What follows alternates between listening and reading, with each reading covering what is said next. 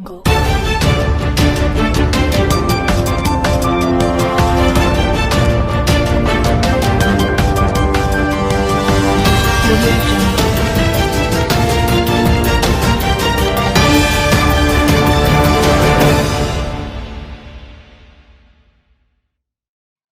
नमस्कार दोस्तों, स्वागत है आप सभी का एक बार फिर से द ब्राइट वॉल चैनल के इस शो पर जिसका नाम है झूठ की दलाली। जी हाँ दोस्तों, अब होगा सच का बोलबाला और झूठ का मुंह काला। हम आपको इस शो में बताने वाले हैं कि किस तरीके से झूठ की दलाली की जाती है सोशल मीडिया पे, दूसरे प्लेटफॉर्म्स पे, उसको किस तरीके से यूज किया जाता है छुपाने के लिए सच को, और झूठ के पीछे किस तरीके की दलाली चलती है वो हम आपको इस चैनल पर बताने वाले हैं। तो लाइक करें, शेयर करें, सब्सक्राइब करें। उमर खालिद हो चुके हैं अरेस्ट, और तभी से उसी दिन 13 तारीख को मिडनाइट को अरेस्ट हुए थे, और 14 को सुबह सुबह हम सब ट्रेंड कर देख रहे थे स्टैंड विथ उमर खालिद। जी हाँ दोस्तों, ये हमारे देश की इसे विडंबना कहिए या दुर्भाग्य कहिए, लेकिन ये सच है। लोग रिलीजन के नाम पे, स्टूडेंट्स के नाम पे, ऐसे कुछ भी चीज़ पे भड़क जाते हैं, उसके बाद में सोशल मीडिया पे, सड़कों पर कहीं भी दिख जाते हैं। ये एक पॉलिटिकल एजेंडा बन चुका है। कंट्रोवर्सी करो, पॉलिटिक्स में आओ and just fight the elections, जीत के जाओ, तो पैसा ही पैसा है। तो बेसिकली आज हम इसके बारे में बात कर लेते हैं जिनको लगता है कि उमर खालिद एक स्टूडेंट प्रोटेस्ट कर रहे थे, शांतिपूर्ण प्रोटेस्ट कर रहे थे। कुछ लोगों को लग रहा है उसके अंदर का उनको अरेस्ट किया गया है।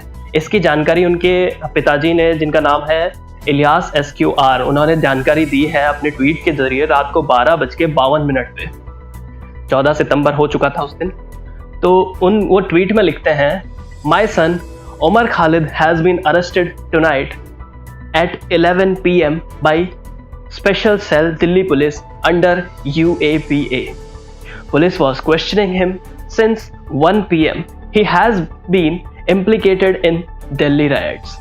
Stand with Umar Khalid. Hashtag इन्होंने लगाया था, रात को लगाया था, फर्स्ट ट्वीट शायद इन्होंने ही किया था। जानकारी दी गई सोशल मीडिया पे कि उनका होनहार बेटा हो चुका है अरेस्ट, और देश से विनती की गई और दरख्वास्त की गई, या फिर कहें कि पॉलिटिकल एजेंडा बनाने की कोशिश की गई।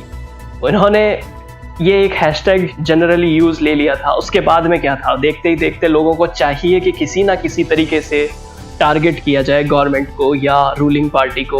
वही चल रहा है अभी, सब जगह यही चल रहा है। ऐसा नहीं है कि मैं BJP भक्त हूँ या फिर एंटी कांग्रेस हूँ या फिर हिंदू हूँ, ऐसा कुछ नहीं है, ऐसा कोई एंगल नहीं है। बस फिर क्या था, ये ट्वीट आया और पूरा सोशल मीडिया भर चुका था stand with Umar Khalid hashtag से। हर तरफ जहां देखो स्टैंड विद उमर खालिद। और कुछ लोगों ने तो ट्वीट में ये भी कर दिया था शुरू कि वो एक स्टूडेंट प्रोटेस्ट था। लोग बात कर रहे थे 2016 में हुए स्टूडेंट प्रोटेस्ट की, जहाँ पे एंटी नेशनल नारे लगाए गए थे। JNU के कैंपस में हुआ था ये सब कुछ। बुरहान वानी के स्टैंड में आए थे, और भी अफजल गुरु के लिए भी आए थे। तो वो एक टोटली डिफरेंट मैटर है। लेकिन जिनको लगता है कि वो उसमें निर्दोष है और यहाँ पे दोषी है, या ऐसा कुछ भी, इनको जो भी कंफ्यूजन है वो आज इस वीडियो में पूरा क्लियर करेंगे हम। तो ये वीडियो का फर्स्ट सेक्शन उनके लिए है जिनको लगता है 2016 वाला जो स्टूडेंट प्रोटेस्ट हुआ था JNU में, वो जस्टिफाइड था। और वीडियो के सेकंड पार्ट में हम बात करेंगे कि जो February 23 to 26 के बीच में जो दंगे हुए थे दिल्ली में CA और NRC के खिलाफ, उसमें कौन सही था कौन गलत था, हम उसका डिटेल में एनालिसिस करेंगे इस वीडियो में। The student protest angle. जी हाँ दोस्तों, सबसे पहले बात कर लेते हैं जो सबको लग रहा है, आपको भी लग रहा होगा, स्टूडेंट प्रोटेस्ट एंगल। तो ये बात है सन 2016 की। इनिशियली वहाँ पे एंटी नेशनल स्लोगन्स लगे थे। लोगों ने कहा कि एंटी नेशनल स्लोगन्स वाली वीडियो डॉक्टर्ड है वगैरह वगैरह। कई एजेंसीज ने जांच करी, उसके बाद में रिपोर्ट्स में आया कि वो डॉक्टर्ड नहीं थी। इट वाज, मतलब देश का दुर्भाग्य है कि वो सच थी। उसके बाद में आज के ज़माने में कुछ लोगों के हाथ में सोशल मीडिया या फिर फ़ोन जो पकड़ा दिया है वो बिल्कुल वैसा ही है जैसे पुराने ज़माने में एक कहावत हुआ करती थी, बंदर के हाथ में उस तरह। जी दोस्तों, आजकल लोगों को कुछ भी नहीं पता होता है। शुरू होते हैं, एक जना ने ट्वीट किया, सेलिब्रिटी ने ट्वीट किया, या किसी ने भी ट्वीट किया, उनको मुद्दा चाहिए, उसके बाद में वो खुद शुरू हो जाएंगे। उसके बाद में जगह जगह पे अपनी गंदगी फैलाएंगे। उनको सिर्फ मौका चाहिए कि सोशल मीडिया पे कोई हैशटैग चल रहा हो उस पर हमको लिखना है। तो ये बंदर के हाथ में उस तरह वाली बात होती है। ट्रेंड होता हुआ हैशटैग देखा नहीं और कूद पड़े उसमें। सुबह सबको लग रहा था कि ये जो टाइमलाइन पर स्टैंड विद उमर खालिद का नाटक चल रहा है वो उस स्टूडेंट प्रोटेस्ट के लिए है, जो वो कहते हैं कि क्या अब स्टूडेंट्स को हक नहीं कि वो अपने राइट्स के लिए लड़े, डेमोक्रेसी नहीं रही, ये वगैरह वगैरह फलाना ढिमकाना एंड ऑल। लेकिन उनको ये पता तक नहीं था कि ये स्टूडेंट प्रोटेस्ट नहीं, ये दिल्ली वाला जो मेन वाला प्रोटेस्ट था 23 से 26 फरवरी के बीच में, उस प्रोटेस्ट के अंदर ये UAPA के अंतर्गत गिरफ्तारी हुई है। उसके बारे में हम बाद में बात करेंगे। तो उन लोगों को जिनको लगता है कि ये स्टूडेंट प्रोटेस्ट था, उनके लिए ये जानकारी मैं बता दूं, उनके जानकारी के लिए कि ये उमर खालिद एक्स स्टूडेंट है, 29 ईयर्स के हो चुके हैं। जो उनके सपोर्ट में स्टूडेंट्स निकल के आते हैं, जिनको लगता है कि वो स्टूडेंट है, तो मैं बता दूं उनके लिए कि ये 29 ईयर्स ओल्ड हैं। इन्होंने PhD के लिए JNU में एडमिशन हुआ था इनका, और काफ़ी सालों से पढ़ाई कर रहे थे। वो कैसी कर रहे थे वो आपको भी पता है। तो ये कोई स्टूडेंट नहीं है और अब तो ये एक्स स्टूडेंट हो चुके हैं। तो JNU वाला ठप्पा तो प्लीज़ इनके सर पे से हटा दें तो अच्छा होगा। बात कर लेते हैं ज़रा से इनके बैकग्राउंड के बारे में। जिनको लगता है कि ये एक शांतिपूर्ण छात्र संघ के नेता हैं, उनकी आंखें खोलने के लिए हम ये बात करनी बहुत ज़रूरी है। 2016 में JNU में एक एंटी नेशनल मोमेंट चला था अफजल गुरु के सपोर्ट में, जिसमें आपके सो कॉल्ड स्टूडेंट लीडर यानी कि उमर खालिद, कन्हैया कुमार और अनिर्बन भट्टाचार्य को अरेस्ट किया गया था। अरेस्ट करना बहुत बड़ी बात होती है। आज की इस डेमोक्रेसी में अरेस्ट होना बहुत मुश्किल हो चुका है। आपके पास में प्रूफ्स होने चाहिए। लोग प्रूफ्स के लिए क्या क्या कर रहे हैं आपको सबको पता है। ये क्लेम किया गया था कि कन्हैया कुमार के साथ में अनिर्बन भट्टाचार्य के नाम के एक स्टूडेंट ने प्लान्ड प्रोटेस्ट किया था JNU के कैंपस में, और कुछ ऐसे नारे लगाए थे जिनसे देश की गरिमा को ठेस पहुंची थी। जी हाँ दोस्तों, वो नारे कुछ इस प्रकार थे: भारत तेरे टुकड़े टुकड़े होंगे, अफजल हम शर्मिंदा है, तेरे कातिल अब भी जिंदा है, तुम एक अफजल मारोगे घर घर से अफजल निकलेगा।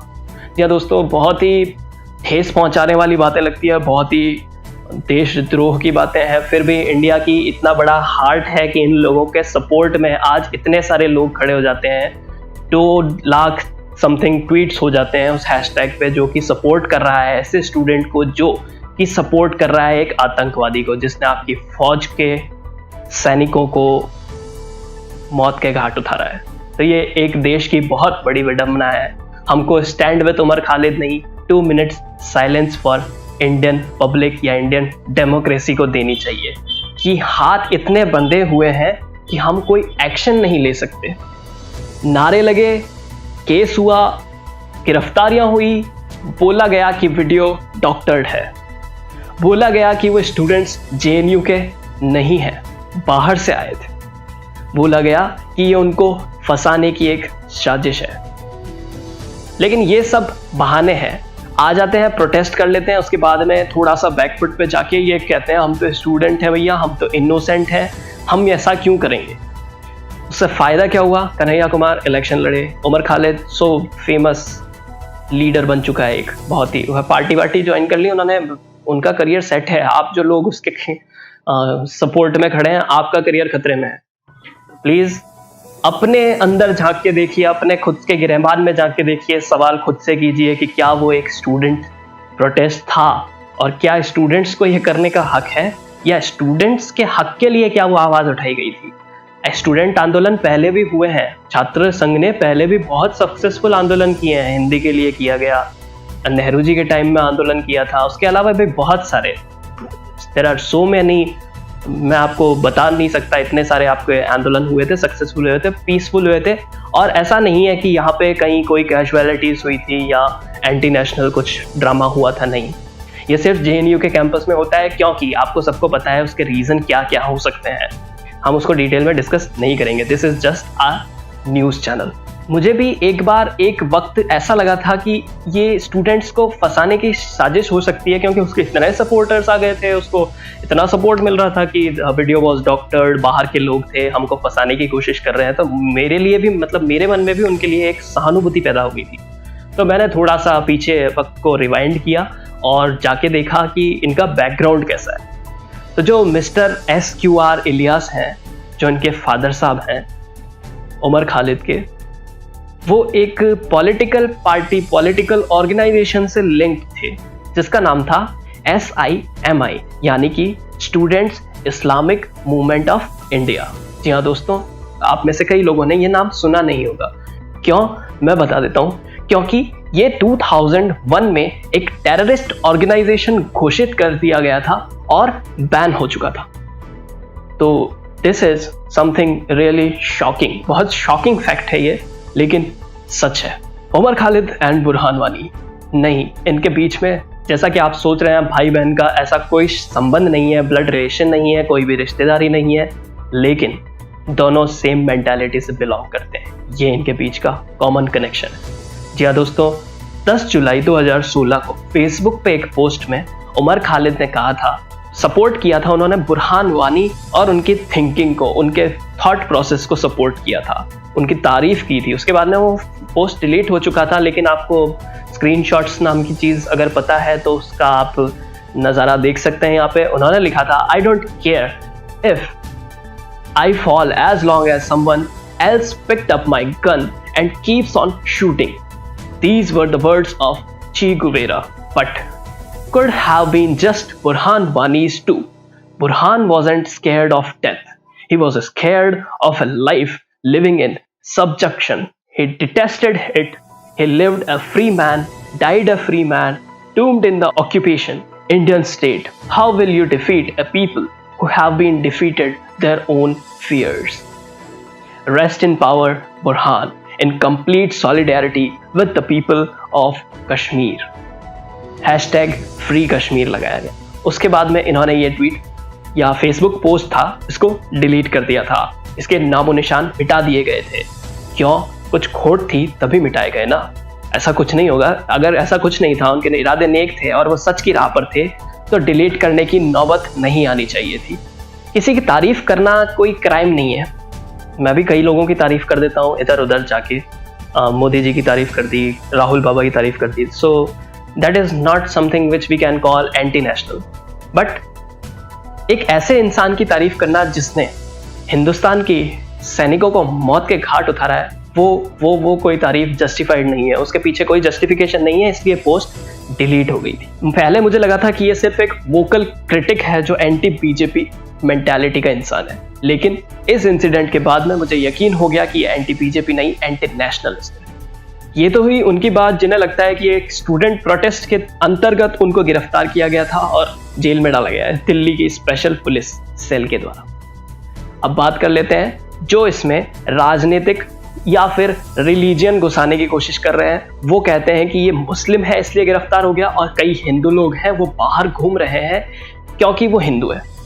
तो इसमें रिलीजियन का एंगल घुसाने वालों के लिए ये आई ओपनर, आगे जो सेक्शन आ रहा है उसको क्लोजली देखिए, उसको ऑब्जर्व कीजिए, देख लेंगे कि कौन कितना पानी में है। और जिनको ये वीडियो देखने के बाद में भी समझ नहीं आता, उनके लिए बस मैं कुछ नहीं कह सकता।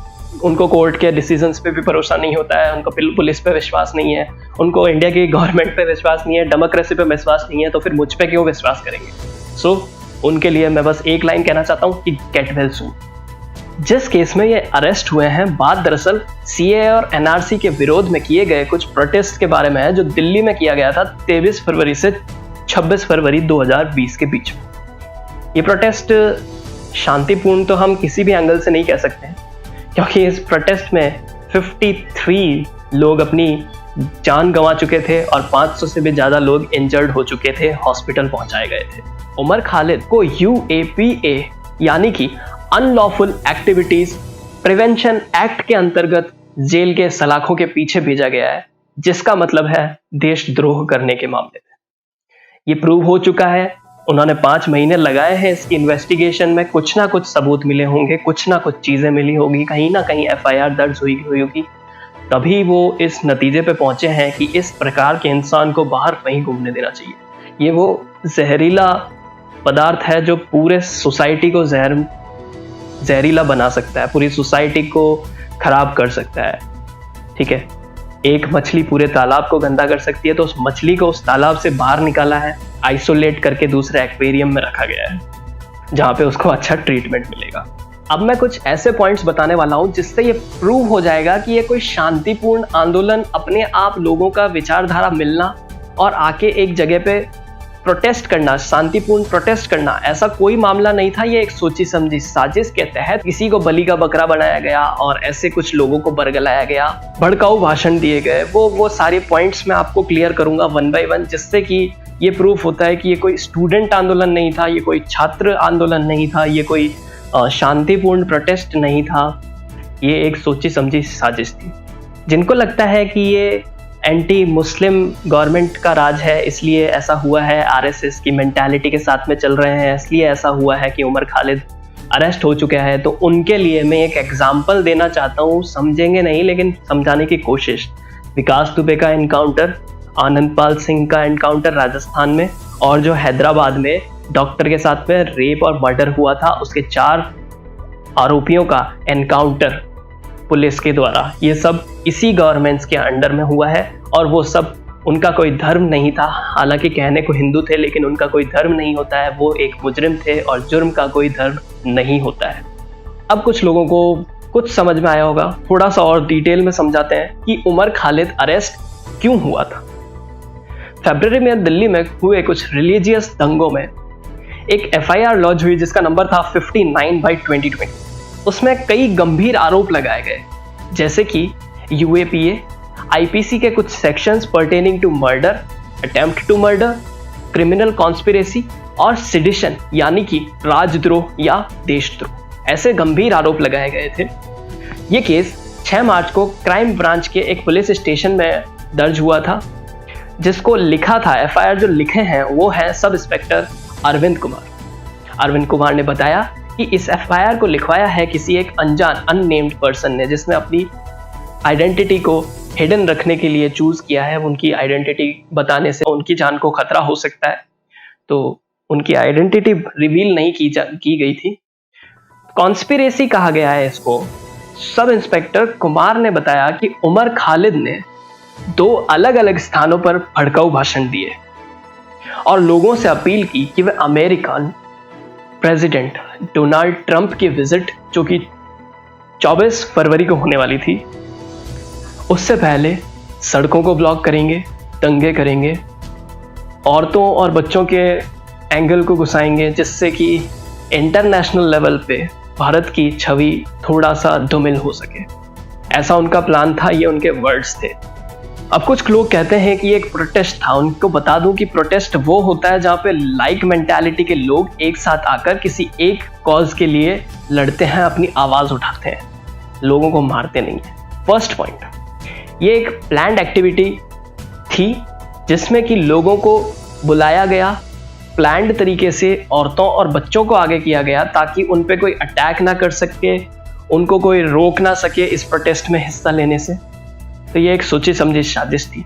पीसफुल प्रोटेस्ट में काम आने वाली कई सारी अच्छी अच्छी चीज़ें मिली थी, जैसे कि fire arms, petrol bombs, acid की कुछ बॉटल्स, स्टोन्स, कैटापिलेट्स और कुछ लीथल वेपन्स। इनके अलावा कुछ नहीं मिला था। ये शांतिपूर्ण तरीके से आंदोलन करने के कुछ ज़रूरी साजो सामान है वो प्राप्त हुए थे उनके सो कॉल्ड सेंटर्स पे से। कुछ लोकेशंस से बरामद हुए थे, जैसे मैनपुरी, कादमपुरी, जफराबाद, चांदबाग, गोकलपुरी, शिव विहार और उनके आसपास के कुछ एरियाज। प्लान्ड तरीके से जफराबाद मेट्रो स्टेशन के सामने वाली 66 यानी कि 66 फीट वाली जो रोड है जो दिल्ली को यूपी से कनेक्ट करती है, उस पे प्लान्ड तरीके से औरतों और बच्चों को आगे करके एक मार्च, एक रैली निकाली गई, जिससे कि ट्रैफिक जाम होने के कारण काफी हड़बड़ी मच गई थी। उनको पहले से पता था, ये प्लान्ड तरीके से हुआ गया प्रोटेस्ट था। कैसे प्लान था? क्योंकि उस दिन बच्चों को स्कूल से जल्दी छुड़वा लिया गया, उनकी छुट्टी जल्दी करवा ली गई, उनको जल्दी घर पे बुला लिया गया। तो उनको पहले से पता था कि ऐसा कुछ होने वाला है, ऐसा कुछ खतरनाक करने वाले हैं वो, तो बच्चों को जल्दी बुला लिया गया। ये एक प्लान तरीका था। तो अब भी किसी को लगता है कि ये मुस्लिम्स या स्टूडेंट्स के खिलाफ बीजेपी गवर्नेंस की साजिश है, उनको फंसाया जा रहा है। पीसफुल प्रोटेस्ट कर रहे थे वो लोग और उनको फंसाया जा रहा है अलग अलग गंदे गंदे आरोप लगाकर। तो आपके लिए ये अगर प्रूफ काफ़ी नहीं है तो मैं सिर्फ एक बात कहूँगा कि गेट वेल सून। तो दोस्तों, ना तो मैं बीजेपी का फैन हूं, ना मैं कोई एंटी नेशनल हूं और ना ही मैं कोई एंटी मुस्लिम इंसान हूं। सब मेरे भाई हैं जो भी वीडियो को देख रहे हैं, जो नहीं देख रहे हैं, जो इंडिया के रेजिडेंट्स हैं, वो सब मेरे भाई लोग हैं। उनको मतलब कि उनकी आंखें खोलने के लिए, ताकि वो अपना रास्ता ना भटके। किसी दिन मैं हर चीज़ को, आप मेरे चैनल पे हर एक इंसान को, हर एक झूठ को एक्सपोज होते हुए देखेंगे, क्योंकि हमारी थीम ही यही है। हमारा चैनल का नाम है द ब्राइट वॉल, यानी कि चमकती हुई दीवार, जहां पर हर चीज़ चमकती हुई दिखेगी। आपको ब्राइटनेस में, काली चीज़ को भी ब्राइटनेस में लाके सफ़ेद उसका सच बताया जाएगा। तो दोस्तों, ऐसी कोई मेंटालिटी वाली चीज़ यहाँ पे नहीं आनी चाहिए। कमेंट सेक्शन में ये नहीं सुनूंगा मैं कि I would not like to listen कि ये एंटी मुस्लिम इंसान है। तो ऐसा कुछ नहीं है। मैंने आपको एग्जांपल्स दिए हैं। अगर दिस इज़ नॉट इनफ तो आपको पता है। So this is Tanay Raj Singh signing off. मैं आपसे एक नए वीडियो में, एक नए टॉपिक के साथ में, एक नए झूठ के दलाल के साथ में मिलते हैं। उसका पर्दाफाश करेंगे, क्योंकि अब होगा सच का बोलबाला और झूठ का मुंह काला। मिलते हैं इन द नेक्स्ट वीडियो। तब तक के लिए take care, bye bye and जय हिंद।